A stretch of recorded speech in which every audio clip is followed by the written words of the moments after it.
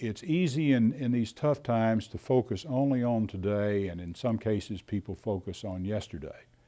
I've often used the analogy of the surfers who are over on the coast, and one says, well, I'm going to wait for the wave and then I'll ride it in, but he's up on the shore watching for the wave. His buddy's out in the water and he's watching for the wave. Guess which one rides the wave and which one looks around and says, gee, that was some wave. We've got to be positioned where when the next wave comes, we're ready to ride it.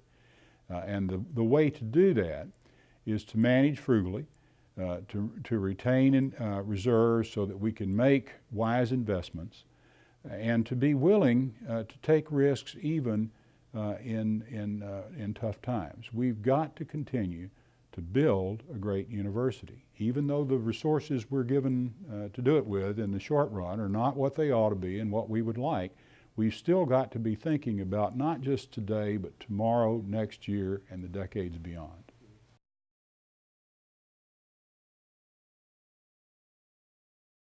With the growth in credit hours taught this year, the number of students and the number of credit hours they are taking have gone up.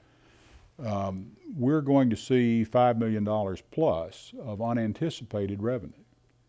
And so it makes a very real difference in our budget situation. That's $5 million that we can invest in the university in enabling our departments and units to better serve students.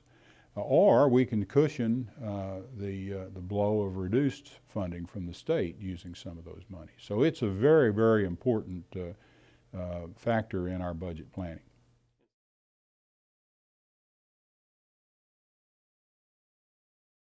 If we didn't have the accumulated reserves, we would have had much, much greater layoffs. So they have provided the cushion that has enabled us to deal with these cuts without having to lay people off. Now, we've held positions vacant. There's no question about that, more than 200 of them. But we haven't, with the exception of the programs that we've chosen to eliminate, we haven't really had to lay people off, except in a few auxiliaries where the frugality, if you will, of the departments in this lean environment has cut back on the amount of business that they're doing with the auxiliaries. The computer store would be an example. Departments are not buying as many computers, so they don't need as many technicians to install software, et cetera, and some have been let go there.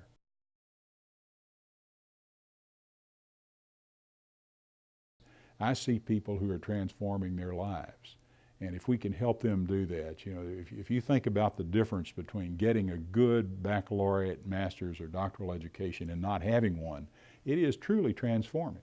And if we can help these folks do that, it's a wonderful feeling, just a wonderful feeling. So I'm always buoyed by the start of that fall semester.